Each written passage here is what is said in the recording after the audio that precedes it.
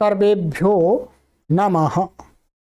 देववाणी संस्कृतं यूट्यूब चलदृश्यं प्रति भवतीनां च हार्दं स्वागतम्। देववाणी संस्कृतम यूट्यूब चैनल में आप सभी संस्कृत प्रेमियों का हार्दिक अभिनंदन करते हैं। मित्रों, आज हम रचनानुवाद कौमुदी की लाइव कक्षा संख्या 133वीं कक्षा को पढ़ने जा रहे हैं। 132 कक्षाएं पढ़ा दी हैं मैंने आपको और 49वां हमारा अभ्यास चल रहा है। चलिएगा, आइएगा पढ़ना आरंभ करते हैं मित्रों। और इस अभियान का जो ये उद्देश्य है उसको आप हमेशा ध्यान में रखिएगा। इस प्रकार से हम ध्यान में रख रहे हैं उसी प्रकार से आप भी रखिए। इसके लिए आप जो भी कर सकते हैं वो निरंतर करते रहिए। चलिएगा, तो मित्रों, ये गत कक्षा में मैंने आपको 49वें अभ्यास के कुछ शब्दकोश पढ़ा दिया था, बता दिया था आपको। और इसमें धातुएं भी आई थी, शक धातु आई थी, उसका रूप बता दिया था मैंने आपको। और शक के ही समान श्रु धातु का भी रूप बनता है, ठीक है, अलग नहीं है। और इसका रूप भवती के समान बनता है, ये हमने आपको शायद नहीं बताया था। तो ये वपति, वपतः, वपंती इस प्रकार से बनता है, ठीक है।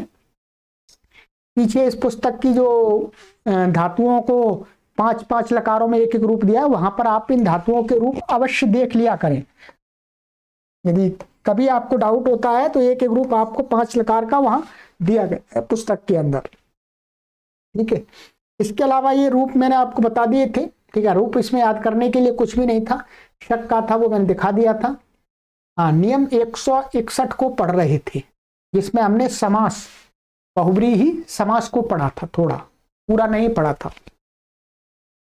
हमने ये बताया था कि बहुब्रीहि समास क्या होता है।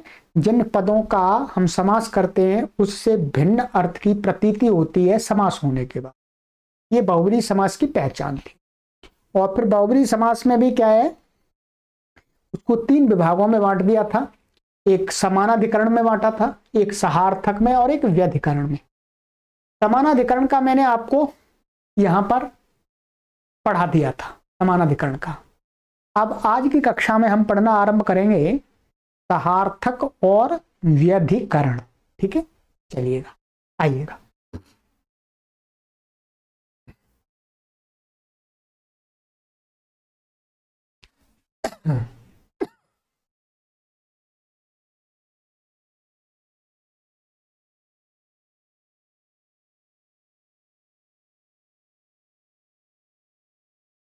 यहां पर है, ठीक है,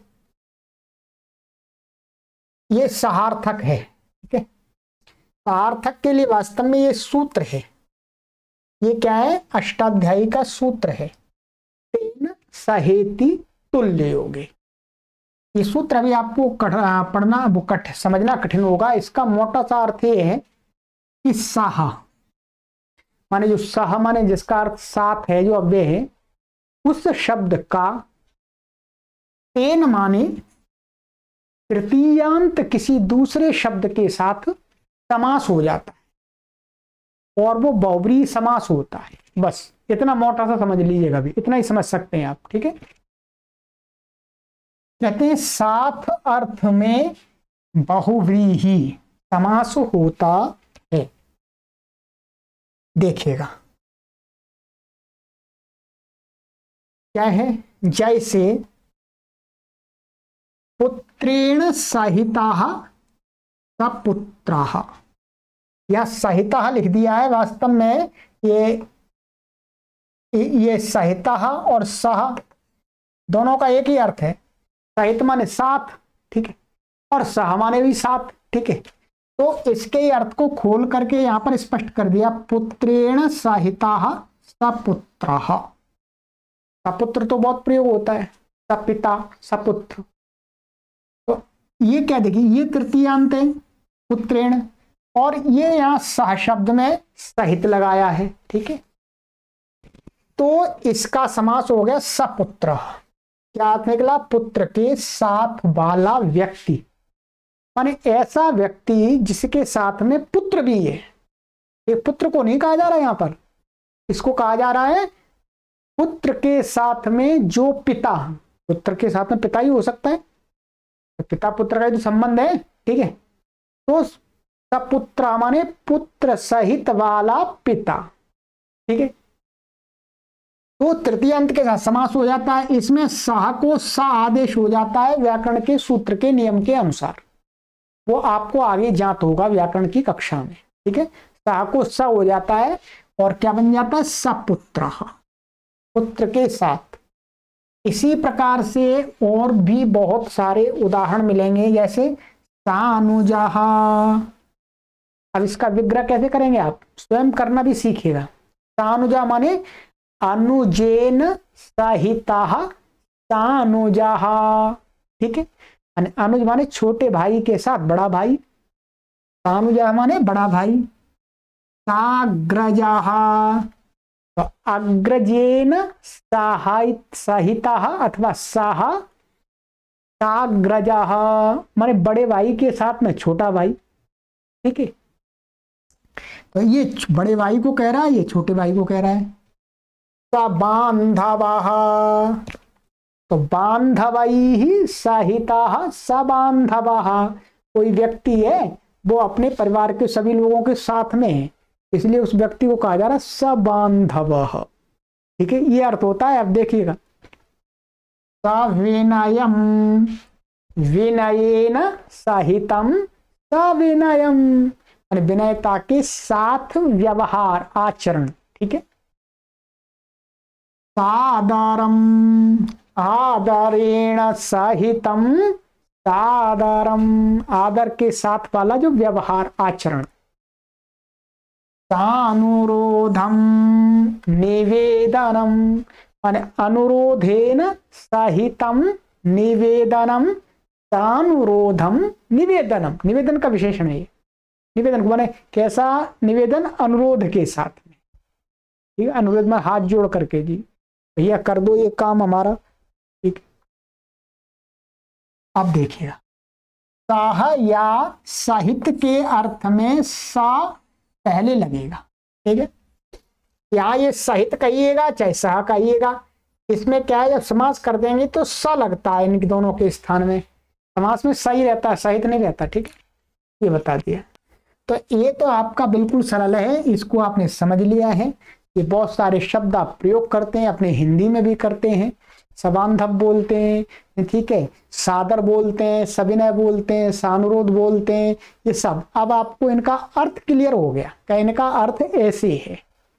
जब आप संस्कृत पढ़ लेते हैं तो यही विशेषता आ जाती है कि आप अपने बोलचाल की जो शब्द हैं उनका अर्थ स्पष्ट कर सकते हैं। चलिएगा, नंबर 3। नंबर 3 का अर्थ मतलब हुआ, सार्थक भी होगा व्यधिकरण। व्यधिकरण में है, व्यधिकरण में क्या बता रहे हैं? व्यधिकरण बहुब्रीहि कौन सा होता है ये समझ लीजिए। सरल है, वैसे कुछ कठिन नहीं है। दोनों पदों में भिन्न विभक्ति होने पर भी बहुब्रीहि। पहले समानाधिकरण में क्या था? ऊपर जो समास कर रहे थे उन समास करने वाले पदों में समान विभक्ति थी, प्रथमा है तो प्रथमा ही है, ठीक है। परंतु यहां कह रहे हैं कि जो यहां पर ऐसे पदों का मान, किसी में कोई विभक्ति है, दूसरे पद में दूसरी विभक्ति, भिन्न भिन्न विभक्ति वाले पदों का भी बहुब्रीहि हो जाता है। वो बहुब्रीहि क्या कहलाता है? बोलो, व्यधिकरण। सरल है, कुछ कठिन नहीं है, ठीक है। जैसे धनुः पाणौ यस्या सः धनुष्पाणिः। अब देख किनका समास हो रहा है? धनुः और पाणौ, इनका समास हो रहा है। ये क्या है? धनुः, ये प्रथमा विभक्ति एक वचनांत है, ठीक है। और पाणौ, पाणौ का पाणी, पाणी माने हाथ, तो सप्तमी में पाणी का क्या बनता है? पाणौ। ये क्या है? सप्तमी विभक्ति एक वचनांत, ठीक है। अब देखिए इसमें अलग विभक्ति है और इसमें अलग विभक्ति है, तो भी समास हो गया, तो भी क्या हो गया, समास हो गया। तो क्या बन गया, माने हाथ में धनुष है जिसके, वो अर्जुन कह सकते, धनुष्पाणी अर्जुन, तो धनुषाह धनुष्पाणी। ना तो यहां हाथ को कहा जा रहा, ना धनुष को कहा जा रहा, धनुष है हाथ में जिस व्यक्ति के, उसको कहा जा रहा है धनुष्पाणी। ठीक है, बस यही व्यधिकरण होता है, जहां पर भिन्न भिन्न विभक्तियों के पदों का समास हो जाए, वो ऐसा बहुब्रीहि व्यधिकरण होता है। सरल परिभाषा, कठिन नहीं। अब आपको इस बहुब्रीहि समास बड़ा है वास्तव में, यहाँ तो शॉर्टकट में बताया आपको। ठीक है, इसका पूरा विवरण आपको कहाँ पढ़ने को मिलेगा, आप पढ़ना चाहते हैं तो आपको मिलेगा जो अष्टाध्यायी की कक्षा चल रही है उसमें। अष्टाध्यायी की कक्षा को आप कब पढ़ सकेंगे, जब इस पुस्तक को पूरा कर लेंगे, तब आपको हम अष्टाध्यायी प्रथमावृत्ति जो चल रही है वो पूरा कोर्स आपको दे देंगे, पूरा कोर्स। फिर आप निरंतर व्याकरण की कक्षा को पढ़ते रहिएगा, फिर आप आराम से निरंतर पढ़ करके अच्छे वैयाकरण बन सकेंगे। और वो कक्षा, अष्टाध्यायी वाली कक्षा को समझने के लिए पहले ये पुस्तक पहले पढ़नी पड़ती है, तब वो समझ में आएगा। ठीक है, तो तैयार रहिएगा, 5 साल तक के लिए तैयार रहिए मेरे साथ में। ठीक है, 5 साल तक, 5 साल में आपको मैं व्याकरण का, साहित्य का विद्वान बना दूंगा, विदुषी बना दूंगा। इतने लगते हैं मित्रों, 5 से 6 साल लगते हैं। मैंने आपको आरंभ में बोला था कि 2 साल में, तो लगभग 2 साल होने वाले हो गई हैं, 2 साल हो गई हैं आपकी। तो काफी संस्कृत मैंने आपको सिखा दी है। ठीक है, तो 8 पुस्तकों में मैंने 7 पुस्तक पूरे पढ़ाने, मैंने पढ़ाई, ये 7वीं चल रही है, तो काफी पढ़ा दिया है, काफी पढ़ा दिया है। ठीक है, पढ़ा तो ज्यादा भी सकता हूं, परंतु तो आपको देखना पड़ता है आप कितना पढ़ सकते हैं। ठीक है, तो जो भी हमारे आरंभ से जुड़े हुए हैं निरंतर 2 साल से इस सीरीज में, वो काफी अच्छी संस्कृत सीख गए मित्रों। चलिएगा, ये तो मित्रों आपका हो गया समास का, बहुब्रीहि का। ठीक है, इतना ही इसमें पुस्तक में दिया गया है, इतना ही पर्याप्त है। अब आपको गृह कार्य दिया जा रहा है, गृह कार्य के लिए तैयार हो जाइएगा, और फिर हम वीडियो के माध्यम से आपका मिलान भी कराते हैं। हमेशा मिलान अवश्य किया करें कार्य का। ठीक है, कार्य का मिलान अवश्य किया करें। चलिएगा, पहले उदाहरण वाक्यों को देख लेते हैं, फिर बाद में आपको दे देते हैं कार्य। उदाहरण वाक्य नंबर 1, नापिता क्षुरेण केशान वपति, माने नाई छुरे से, माने उस तरह से बालों को, वपति माने काटता है। ठीक है। 2, तक्षकाः खट्वाम आसंदिकाम च रचयति, तक्षक माने बढ़ई, खाट को और उसको, कुर्सी को, रचयति माने बनाता है। 3, सऊचिकाः सूचिकया वस्त्राणि सीव्यति, जो दर्जी है, टेलर है, वो सुई से वस्त्रों को सीता है। 4, रंजकः वस्त्राणि रंजयति, जो धोबी है वो वस्त्रों को रंगता है। ठीक है, रंजका, धोबी नहीं, रंजका माने रंगरेज, कपड़ों को रंगने वाला। ठीक है। 5, धनुष्पाणि व्याधः मृगान हंति, माने हाथ में धनुष है जिसके, ऐसा व्यक्ति जो व्याध बहेलिया है, वो मृगों को, माने पशुओं को मारता है। हंति माने मारता है। 6, प्रतिहारः सौधस्य द्वारम रक्षति, माने जो द्वारपाल है वो राजमहल के द्वार की रक्षा करता है। सरल है, इसलिए अब समझाने की जरूरत नहीं है, अब आप तो मैं बता रहा हूं, बस आप स्वयं भी इनका अर्थ कर सकते हैं, अब आप भी आराम से कर सकते हैं। 7, वधकः पशून हंति, जो कसाई है पशुओं को मारता है। 8, सुधाजीवी सुधाभिः सौधम लिम्पति, माने जो सुधाजीवी माने पुताई करने वाला व्यक्ति है, वो पुता, सुधा से माने सफेदी से, सौधम माने राजमहल को, लिम्पति माने पोतता है। 9, रामः कार्यं कर्तुं शक्नोति, शक्नोतु, शक्नुयात्, अशक्नोत, शक्षति वा। ठीक है, कहते हैं राम कार्य को करने के लिए समर्थ है, अथवा समर्थ होवे, माने कर सके, अथवा समर्थ होना चाहिए, अथवा समर्थ हुआ, अथवा होगा। ठीक है, अर्थ सब लकारों का दिखा दिया 5। 10वां, कृष्ण पितुः कथनम शृणोति। कृष्ण क्या है, पिताजी के कथन को सुनता है, मान बात को सुनता है। अथवा शृणोतु माने सुने, और शृणुयात माने सुनना चाहिए, अशृणोत माने सुना, श्रोष्यति वह सुनेगा। तो श्री धातु का तो यहीं पर दे दिया जी, श्री धातु का 5 लकारों में। इतना काफी है, 5 10 में आपको याद करने की आवश्यकता नहीं। चलिएगा, ये हो गया। अब आपका नंबर है, अब आपको वाक्य बनाने हैं। ये 25 वाक्य दिए, संस्कृत बनाओ। ठीक है, ये वाक्य बनाने हैं आपको 25। मैं मिलान कराऊंगा वीडियो में आपको। ठीक है, ये बनाइएगा पहले। इसके बाद है अशुद्ध वाक्य और शुद्ध वाक्य, लीजिएगा। ये अशुद्ध है, ये शुद्ध है जी। ठीक है, नंबर 1, अहम पाठम शक्नोमि। ये गलत है। क्या होगा, पाठम होगा, पठितुम होगा। अहम पठितुम शक्नोमि, मैं पढ़ने के लिए समर्थ हूं, मैं पढ़ सकता हूं। 2, सा उत्थानम शक्नोति, तो ये भी गलत है। तुम प्रत्यय होगा, सा उत्थातुम शक्ष्यति, वो उठने के लिए समर्थ होगा। त्वम लेखम शक्नोषि, ये भी गलत है। क्या होगा, त्वम लेखितुम अशक्नोः। ठीक है, ये भी हो सकता है शक्नोषि, यहां पर ये तो विशेष नहीं है, ये तो शक्नोषि भी बनता है। ठीक है, परंतु मुख्य रूप से ये गलत है। यहाँ पर ये दिखा दिया है, इसका कोई ज्यादा वो नहीं है। आप यहाँ पर शक्नोषि भी कर सकते हैं, पर मुख्य रूप से ये गलत है। यहाँ पर ये तो सही है। ठीक है, ये भी सही है, ये भी सही है, पर यहाँ गलत मुख्य रूप से ये लेखम है, लेखितुम होगा बस। ठीक है, तो ये यहाँ पर थोड़ा ध्यान नहीं दे पाए उन्होंने, आगे पीछे लिख गया है। चलिएगा, आगे है 4। ये 4 में है, ये ख विभाग था, ऊपर ख में अभी बता रहा हूं। लोट में, लंग में, विधिलिंग में और लट में बदलना है। ठीक है, ये आपके यहां से 17 से लेकर के 25 तक के वाक्य हैं। 17 4 और 5 9 वाक्य हैं। इनको यहाँ पर तो लट लकार, ये कुछ कुछ लकार में है, भिन्न भिन्न में। ठीक है, इनको आपको किस में बदलना है, सबको लोट में, लंग में, विधिलिंग में, लट में बदल देना है। ठीक है, ये करना है। इसका मिलान करा दूंगा मैं। शक और शु धातु के 10 लकारों के पूर्व रूप लिखिएगा। 10 के नहीं लिखने, 5 के लिख लीजिएगा। 5 के मैंने आपको बता दिए। बहुब्रीहि समास किसे कहते हैं, सो उदाहरण लिखो। तो बहुब्रीहि समास अब आपको इसमें जो आपको पढ़ाया गया है उसके आधार पर 3 से 4 5 पंक्तियों में लिखिएगा, उसके उदाहरण भी लिखिएगा अभ्यास करने के लिए। ये मिलान नहीं कराऊंगा, ये जो आपको पढ़ाया विस्तार से, या अन्य पदार्थ की प्रतीति होती है। ठीक है, और